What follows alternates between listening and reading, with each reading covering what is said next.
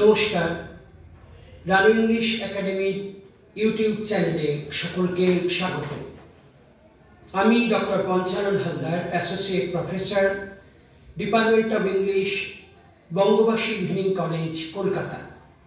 আজকের এই ভিডিওতে আমরা অ্যাবসার্ড ড্রামা এবং ওয়েটিং ফর গডো নিয়ে আলোচনা করব। দেখো, বিগত শতাব্দীতে, বিশেষ করে I would like to refer to the 20th century, এই শতাব্দীতে দুটো বিশ্বযুদ্ধ হয়েছে। মানুষ দেখেছে অগণিত মানুষের প্রাণহানি, সম্পদের প্রভূত ক্ষতি এবং সভ্যতার গভীর সংকট। এসব দেখে মানুষের মনে গভীর নৈরাশ্য এবং হতাশার সৃষ্টি হয়। অনেকে মনে করেন এই পটভূমিতেই কিন্তু the absurd drama comes into existence. আমরা towards the formation of absurdity তিনজন চিন্তাবিদ এবং সাহিত্যিকের নাম করতে পারি। একজন কাফকা, অপরজন কামু এবং স্যামুয়েল বেকেট। এরা তিনজনেই বিশ্বাস করতেন man is forced to live in a queer universe. মানুষ এক অদ্ভুত পৃথিবীতে বাস করতে বাধ্য হয়। And this universe is governed by nobody who remains absolutely indifferent to human joys and sorrows. এবং এই যে ইউনিভার্স, সেই ইউনিভার্স যিনি গভর্ন করছেন, যিনি শাসন করছেন, তিনি নোবডি। কে এই নোবডি? নোবডি এমন একজন মানুষের সুখ দুঃখে যার কিছুই যায় আসে না। বিশেষ করে স্যামুয়েল বেকেট কিন্তু অ্যাবসার্ড ড্রামার আইডিয়াকে জনপ্রিয় করেন ওয়েস্টার্ন ওয়ার্ল্ডে। স্যামুয়েল বেকেটের জন্ম 1906 সালে, মৃত্যু 1989 সালে। এবং এই যে Samuel Beckett, he earns immense reputation for his absurd drama Waiting for Godot. প্রথমে নাটকটি লেখা হয় 1952 সালে ফরাসি ভাষায়। তারপর 1953 সালে ইট ওয়াজ ট্রান্সলেটেড ইনটু ইংলিশ। এই নাটকের প্রেক্ষাপট এবং এই নাটকটি যদি আমরা বিশ্লেষণ করি, of course in a nutshell we shall have get a clear picture of absurd drama. কতগুলো কথা বলা দরকার। কোনো নাটককে অ্যাবসার্ড ড্রামা বলতে গেলে সেই নাটকে সার্কুলার স্ট্রাকচার হতে হবে। অর্থাৎ যদি দু অঙ্কের নাটক ধরি, যেমন waiting for Godot is a drama of two acts, সেখানে the dialogues, the situations, the characters will almost become alike in both the acts. অর্থাৎ দুটি দৃশ্যেই কিন্তু সংলাপ, চরিত্র, দৃশ্যপট সবটাই প্রায় একই হবে। অ্যাম্বিগুইটি থাকবে, no definite conclusion will be possible. এবং সর্বোপরি একটা মিনিংলেসনেস অফ হিউম্যান এক্সিস্টেন্স।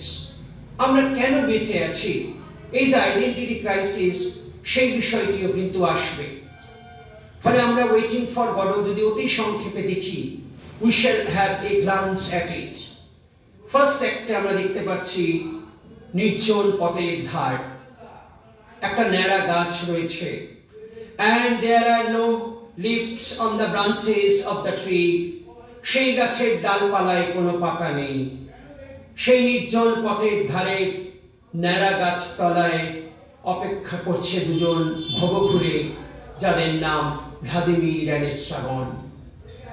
এবং এই যে Vladimir and এস্ট্রাগন, they are wretched and they are poorest of the poor.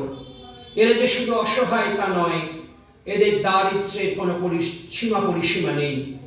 এবং এই যে ভ্যাগাবন্ডস, যারা ভ্লাদিমির এবং এস্ট্রাগন, তারা যখন পরস্পরকে জিজ্ঞেস করছে যে আমরা কেন এসেছি, কি করছি আমরা, অনেক চিন্তা ভাবনার পর তারা বুঝতে পারে, yes we have come to wait, আমরা এসেছি কারোর জন্য অপেক্ষা করতে। কিন্তু তিনি কে? After much consultation, they reached to the conclusion that they have been waiting for Godot. অনেক চিন্তা ভাবনার পর তারা এই সিদ্ধান্তে উপনীত হলো যে তারা গডোর জন্য অপেক্ষা করছে। কিন্তু কে এই গডো?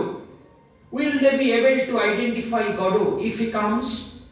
যদি গড আসেন তারা কি পারবে গডকে চিনতে? Now they begin the guess work. তারা এবার কল্পনা করতে শুরু করলো। একবার মনে হলো God may be a rich farmer and if he comes they will ask for food as they are in the state of starvation. তাদের মনে হলো গড এলে তারা গডর কাছে খাবার চাইবে। গড বোধহয় এক সম্ভ্রান্ত কৃষক যার বিশাল বড় খামার বাড়ি রয়েছে, এবং গড যদি আসে তারা খাবার চাইবে, কারণ তারা দিনের পর দিন অনাহারে রয়েছে। আবার মনে হচ্ছে god may be A capitalist who has many bank accounts, and if God comes they will ask for money. God হতে পারেন এক বিশাল পুঁজিপতি যার ব্যাংকে অনেক আমানত রয়েছে। যদি গড আসেন ভ্লাদিমির আর স্ট্রাগন তার কাছে টাকা চাইবে, কারণ দে আর পুয়ারেস্ট অফ দ্য পুয়ার। আবার মনে হচ্ছে god may B hour lost conscience. God হয়তো আমাদের সেই হারানো বিবেক বা চেতনা, যাকে আমরা হারিয়ে ফেলেছি অনেক দিন আগে। God may B interpreted as occasions for inspiration. God হতে পারে সেই বিশেষ মুহূর্ত যা এলে জীবন সম্পূর্ণ অন্যরকম হয়ে যায়। তুমি আসবে বলে গড হয়তো সেই তুমি। আবার আমরা পাচ্ছি God may be nobody who remains absolutely indifferent to human joys and sorrows. God হতে পারেন nobody, মানুষের সুখ দুঃখে যার কিছু যায় আসে না। And the final interpretation is God may be God. God হতে পারেন ঈশ্বর। যদি এই ইন্টারপ্রিটেশন মেনে নিই তাহলে বলতে হবে God is already dead. ঈশ্বর সম্ভবত মারা গেছেন। আর যদি তিনি বেঁচেও থাকেন, he can neither see nor hear nor speak nor listen to even nor feels. যদি তিনি বেঁচেও থাকেন তিনি দেখতে পান না, শুনতে পান না, কথা বলতে পারেন না, এমনকি অনুভব করতে পারেন না। যাই হোক, তারা গডর জন্য অপেক্ষা করতে করতে সময় যেন কিছুতে কাটে না। এক সময়ে তারা ভাবলো they should abuse each other to while away their time. সময় কাটানোর জন্য তারা পরস্পরকে গালিগালাজ করবে।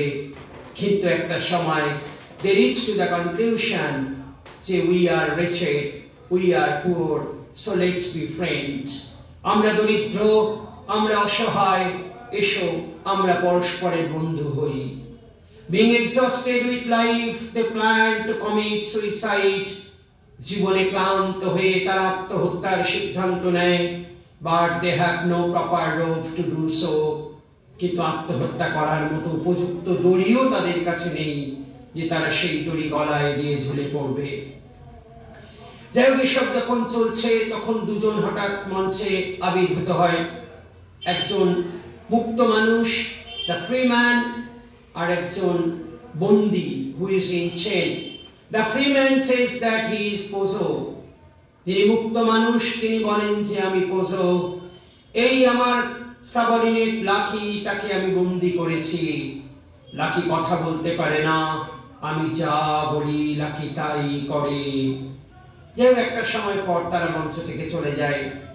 সারাদিন অপেক্ষার পর সন্ধ্যের দিকে একজন বয় মেসেঞ্জার এসে বলে, mister Godot is not coming today, but he will certainly come on tomorrow. শোনো, মিস্টার গডো আজকে আসছেন না, কিন্তু আগামীকাল তিনি নিশ্চয়ই আসবেন, বাই। এ কথা বলে চলে যায়। ভ্লাদিমির আর স্ট্রাগন বুঝতে পারে আজকে অন্তত গডো আসবেন না, so they retire for the day. আবার দ্বিতীয় এক শুরু হয় পরের দিন সকালবেলা। একই সংলাপ, একই দৃশ্য, একই সবকিছু।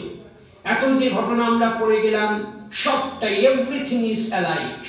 দ্য অনলি ডিফারেন্স ইজ, প্রথম দৃশ্যে দেখেছিলাম সম্পূর্ণ ন্যাড়া গাছ, যাতে একটাও পাতা ছিল না।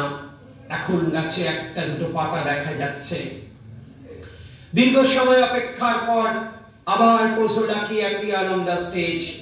নাও Lucky is the free man and Pozo is in chain. এখন লাকি মুক্ত মানুষ আর পোজো বন্দী। পোজো বলে, I have lost my eyesight and Lucky has changed me. আমি আমার দৃষ্টি হারিয়ে ফেলেছি, তাই লাকি আমায় বন্দী করেছে। আজ আমি স্লেভ আর লাকি হলো আমার মাস্টার। কত বড় মেসেজ দেখো। Nothing is absolute in this universe. এই মহাবিশ্বে চূড়ান্ত বলে কিছু হয় না। Everything is relative. সবটাই আপাত। পোজো লাকি এপিসোডের মধ্যে দিয়ে কিন্তু অ্যালবার্ট আইনস্টাইন আবিষ্কৃত সেই বিখ্যাত theory, the theory of relativity, তাকেই এখানে তুলে ধরা হয়েছে। যাই হোক, তাহলে চলে যাবার পর আস্তে আস্তে আমরা দেখতে পাচ্ছি আগের দিনের মতোই সকাল গড়িয়ে দুপুর, দুপুর গড়িয়ে বিকেল, বিকেল গড়িয়ে সন্ধে হলো। ঠিক সন্ধ্যের আগে the boy messenger comes and says, hello, Mr. Godwin is not coming today, but he will certainly come on tomorrow. Bye. Mr. Godwin যাচ্ছেন না, কিন্তু আগামীকাল তিনি অবশ্যই আসবেন, এ কথা বলে তারা চলে যায়। Now Vladimir and Estragon understand that God will never come. তারা বুঝতে পারে God কখনোই আসবে না। They leave the stage with a heavy heart, with the realization we have nowhere to go, no ideals to follow, no causes to fight for. আমাদের যাবার কোনো জায়গা নেই, অনুসরণ করার কোনো আদর্শ নেই, লড়াই করার কোনো কারণ নেই। এর মাধ্যমে নাটক শেষ হয়ে যাচ্ছে। দূর আকাশে মৃদু চাঁদের আলো দেখা যাচ্ছে, যেখানে প্রথম দৃশ্যের শেষে ছিল নিকষ অন্ধকার। The categorical message is that all hopes are not lost. রবীন্দ্রনাথের ভাষায় ব্যর্থ আশা মরিতে মরিতেও মরে না। আসলে আমরা সকলেই ভ্লাদিমির অ্যান্ড এস্ট্রাগন। আমরা জীবনে কিছু না কিছুর জন্য সকলেই অপেক্ষা করি, কিন্তু গড যেমন আসেননি, বেশিরভাগ ক্ষেত্রে আমাদের অপেক্ষাগুলো সত্যি হয় না। তাই হতাশ হয়ে কবি বলে ওঠেন, যাহা চাই তাহা ভুল করে চাই, যাহা পাই তাহা চাই না। Thank you.